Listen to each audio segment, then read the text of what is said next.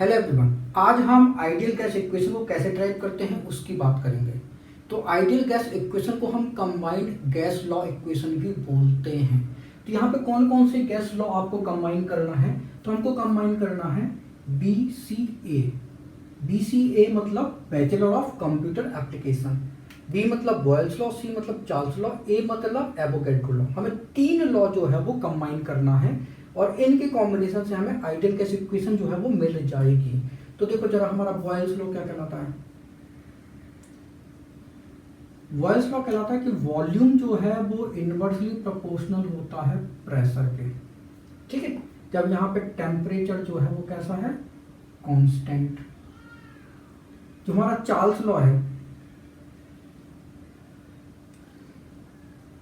वो कहता है कि volume directly proportional to temperature जब हमारा प्रेशर कांस्टेंट है। और एवोगैड्रो लॉ बोलता है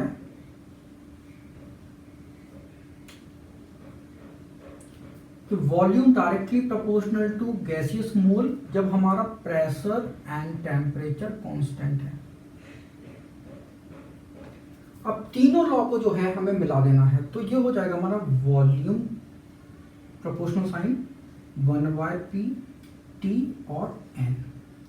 जब ये प्रोपोर्शनल साइन हटाओगे तो इक्वल आएगा और एक कांस्टेंट आएगा। यहाँ पे कांस्टेंट r है 1/p t n।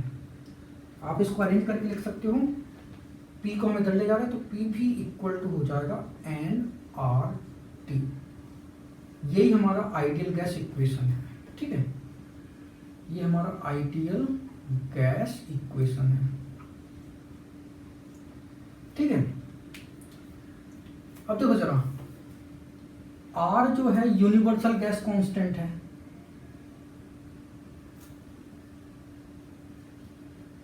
इसकी वैल्यू जो है हम आपको बाद में बताएंगे। ठीक है, R जो हमारा यूनिवर्सल गैस कांस्टेंट है तो R इक्वल टू हो जाएगा हमारा PV अपॉन NT। अगर हमने कहा कि N equal to 1 mole gas है, ठीक है, एक मोल गैस के लिए, तो R इक्वल टू क्या हो जाएगा? PV upon T। ठीक है, तो मतलब प्रेशर वॉल्यूम का प्रोडक्ट और टेम्परेचर के साथ इसका रेशियो वो हमेशा कैसा होता है? कांस्टेंट होता है। राइट, तो हमने कहा कि हमारे पास एक गैस है जिसका प्रेशर P1 है, वॉल्यूम V1 है और टेम्परेचर T1 है। हमने टेम्परेचर जो है वो चेंज कर दिया, तो टेम्परेचर जो है वो T2 बदल गया। तो निश्चित बात है प्रेशर एंड वॉल्यूम भी चेंज हो जाएंगे और ये हमेशा कैसा होता है? ये भी हमेशा एक कांस्टेंट होगा, तो दोनों क्या हो जाएंगे? इक्वल हो जाएंगे। राइट, तो ये जो हमारा रिलेशन है, यहाँ से आप बहुत सारे न्यूमेरिकल जो है वो सॉल्व कर सकते हो। अब हमें यूनिवर्सल गैस कांस्टेंट की वैल्यू जो है वो आपको बतानी है। तो देखो जरा, R equal to PV upon NT, ये है हमारा।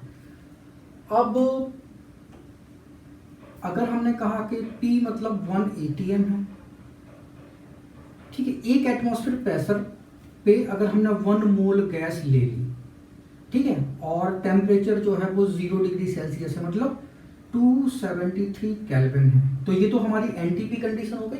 ठीक है, मतलब ये हमारा NTP हो गया। Pressure 1 atm, temperature 0 degree Celsius मतलब 273 केल्विन। ठीक है, 1 मोल गैस है और 1 मोल गैस NTP पे कितना वॉल्यूम ऑक्यूपाई करती है? 22.4 लीटर वॉल्यूम ऑक्यूपाई करती है। तो जब आप इसको डिवाइड करोगे तो ये आएगा 0.0821। यूनिट क्या हो जाएगी? ATM, ये लीटर, ये मोल इनवर्स और ये केल्विन इनवर्स, ये यूनिट हो जाएगी। क्लियर है? हमको पता है कि 1 लीटर मतलब होता है 1 डेसीमीटर क्यूब, तो आप इसको ऐसा भी लिख सकते हो 0.0821 ATM decimetre cube mole inverse kelvin inverse, ऐसा भी लिख सकते हो। अगर हमने प्रेशर जो है वो बार में लिया तो R जो है वो हो जाएगा, ये हमने लिया 1 बार, ठीक है। 1 मोल गैस 0 डिग्री सेल्सियस मतलब 273 केल्विन टेम्परेचर, कितना वॉल्यूम ऑक्यूपाई करती है? 22.7 लीटर, ठीक है, इतना वॉल्यूम ऑक्यूपाई करती है। तो ये आएगा आपका 0.083, क्या हो जाएगा? Bar litre mole inverse kelvin inverse. Litre की जगह क्या लिख सकते हो? डेसीमीटर क्यूब लिख सकते हो, ठीक है। अब हम इसकी एसआई यूनिट बता देते हैं कि एसआई यूनिट कैसे निकालोगे। तो देखो जरा, आर प्रेशर क्या होता है? Force upon area. वॉल्यूम क्या होता है? वॉल्यूम होगा हमारा मीटर क्यूब, ठीक है। और ये मोल है और ये हमारा टेम्परेचर केल्विन में है, ठीक है। तो फोर्स अपॉन एरिया, तो ये तो हो जाएगा हमारा न्यूटन मीटर -2 इंटू ये मीटर क्यूब है, ये मोल है और ये केल्विन है। ये से ये कैंसिल, तो ये हो जाएगा न्यूटन मीटर मोल केल्विन, ठीक है। न्यूटन मीटर होता है हमारा क्या? जूल। न्यूटन इंटू मीटर होता है क्या? जूल के इक्वल होता है। तो जूल मोल केल्विन, राइट। अब देखो जरा, R इक्वल टू, अब 1 ATM है तो 1 ATM का मतलब होता है 101,325 पास्कल, जो कि ऐसा यूनिट है किसकी? प्रेशर की। तो एक एटीएम की जगह हम उतना लिख सकते हैं, तो 101,325 पास्कल, ये प्रेशर हो गया। वॉल्यूम है मीटर क्यूब में करना है, ठीक है, लेकिन यहाँ पे वॉल्यूम कितना है? लीटर में दिया है। तो 1 लीटर मतलब होता है 10⁻³ मीटर क्यूब, ठीक है। हमको लिखना है 22.4 और इंटू 10⁻³ ये मीटर क्यूब हो जाएगा, ठीक। और फिर 1 मोल है और 273 केल्विन है, ठीक। तो जब आप इसको करोगे सॉल्व तो ये आएगा हमारा 8.314, ठीक है। ये होगा joule mole inverse kelvin inverse, ठीक है। ये joule mole inverse kelvin inverse ऊपर चला जाएगा, ठीक। तो ये हमारी आर की ऐसा यूनिट में वैल्यू है, ठीक। अब हमें किस में कन्वर्ट करना है? इसको कैलोरी में कन्वर्ट करना। तो हमको पता है कि 1 कैलोरी मतलब होता है 4.18 जूल। तो डिवाइड कर देंगे तो 8.314 और डिवाइड करोगे 4.18, ठीक है। तो ये आएगा अप्रॉक्स 1.99। तो इसको आप 2 लिख सकते हो, ठीक है। तो ये आ जाएगा हमारा 2 कैलोरी मोल इनवर्स और केल्विन इनवर्स, राइट। तो ये हमारी यूनिवर्सल गैस कांस्टेंट की न्यूमेरिक वैल्यू हो गई। अब आप सोच रहे होंगे कि यहाँ पे हमने जूल क्यों लिखा जहाँ तो पास्कल था। तो देखो जरा, हमने F/A की जगह ये लिखा था न्यूटन मीटर -2, ठीक है। ये मीटर क्यूब था, ठीक है। और इसकी जगह हमने लिखा था न्यूटन इंटू मीटर, कैंसिल होकर ये बचा था। और न्यूटन मीटर क्या होता है? ये जूल होता है, क्लियर। इसका मतलब है जो हमारा पास्कल है वो किसके इक्वल है? इसके इक्वल है। और जो हमारा मीटर क्यूब है ये मीटर क्यूब ज्यों का त्यों है। तो इसकी और इसकी जगह हम क्या लिख सकते हैं? जूल लिख सकते हैं, इसलिए हमने यहाँ पे जूल लिखा, ठीक है। तो joule mole inverse kelvin inverse. तो आइए अब आइडियल गैस इक्वेशन की कुछ न्यूमेरिकल क्वेश्चन जो है वो सॉल्व करते हैं। इसके बाद हमारा क्वेश्चन नंबर 1 है, a sample of gas occupies a volume of 2.74 decimetre cube at 0.9 bar and 27 degree Celsius. What will be the volume at 0.75 bar and 15 degree Celsius? तो देखो जरा, एक गैस का सैंपल है, वॉल्यूम जो है इनिशियल वॉल्यूम V1 जो है 2.74 डेसीमीटर क्यूब है और प्रेशर जो है वो है 0.9 बार, ठीक है। टेम्परेचर जो है वो है 27 डिग्री सेल्सियस, ठीक है। इसको 273 प्लस करोगे तो ये हो जाएगा 300 kelvin, right. What will be the volume? अब हमें वॉल्यूम जो है वो बताना है, मतलब V2 जो है वो बताना है। प्रेशर कितना है? 0.75 बार। और टेम्परेचर कितना है T2 15 डिग्री सेल्सियस, 273 प्लस करोगे तो ये हो जाएगा 288 केल्विन। ठीक,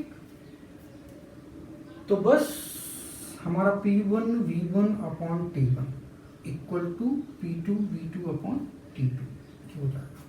तो ये हमें V2 चाहिए तो आ जाएगा। P1 कितना है 0.9, ठीक है, इंटू V1 कितना है 2.74 अपॉन T1 कितना है 300 इक्वल टू P2 कितना है 0.75, V2 निकालना, T2 कितना है 288। तो जब आप इसको कैलकुलेट करोगे तो V2 जो है वो हमारा आ जाएगा 3.16 डेसीमीटर क्यूब। फिर हमारा सेकंड क्वेश्चन है calculate the mass of 0.120 decimetre cube of nitrogen eight 150 degree Celsius and 0.987 bar pressure. तो देखो जरा हमें मास जो है वो बताना है, क्या गिवन है, तो मास जो है वो गैस का बताना है, वॉल्यूम जो है वो 0.120 डेसीमीटर क्यूब, इसी को हम क्या बोलते हैं लीटर बोलते हैं। ठीक, नाइट्रोजन गैस है, टेम्परेचर कितना है 150 डिग्री सेल्सियस है, 273 ऐड करोगे तो ये हो जाएगा 3 और ये 2 और ये 4। ठीक, तो इतना केल्विन हो जाएगा। फिर प्रेशर जो है वो 0.987 बार। ठीक है, तो देखो यहाँ मास निकालना है, वॉल्यूम दिया, टेम्परेचर दिया, प्रेशर दिया, मतलब तीनों क्वांटिटी दी गई हैं। ठीक है, प्रेशर वॉल्यूम टेम्परेचर गिवन हो तो हमारा PV इक्वल टू nRT ये लगेगा, तय है। ठीक, PV, अब हमें मास निकालना है और आप यहाँ से तो केवल मोल निकाल सकते हो। तो मोल क्या होता है वेट अपॉन मोलर वेट, तो हमको ये वेट निकालना है, मोलर वेट। ठीक है, नाइट्रोजन का पता ही होगा आपको, तो ये weight upon molar weight RT। तो मोल की जगह हमने ये रख दिया, हमें ये चाहिए और ये सब गिवन है। तो देखो जरा प्रेशर कितना है 0.987, वॉल्यूम कितना है 0.12, ठीक है, 0 इक्वल टू वेट चाहिए, मोलर वेट नाइट्रोजन का कितना है, ये होता है 28, ठीक है, इंटू आर की वैल्यू, क्योंकि यहाँ पे प्रेशर कितना है बार में है तो आर जो है वो 0.0831, ठीक है, ये लिखा जाएगा। तो ये होता है bar litre mole inverse kelvin inverse, ठीक है, तो 0.0831, ठीक है।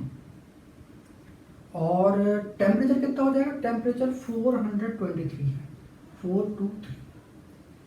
तो बस जब आप इसको कैलकुलेट करोगे तो वेट जो है वो हमारा आ जाएगा 0.095 ग्राम। ठीक है, तो ये हमारा न्यूमेरिकल क्वेश्चन हो गया। Thank you so much for watching this video. अगर वीडियो अच्छा लगा तो प्लीज को लाइक करें, उसको शेयर करें। अगर आपने हमारे चैनल को अभी तक सब्सक्राइब नहीं किया तो प्लीज को सब्सक्राइब करें। Thank you once again for watching this video.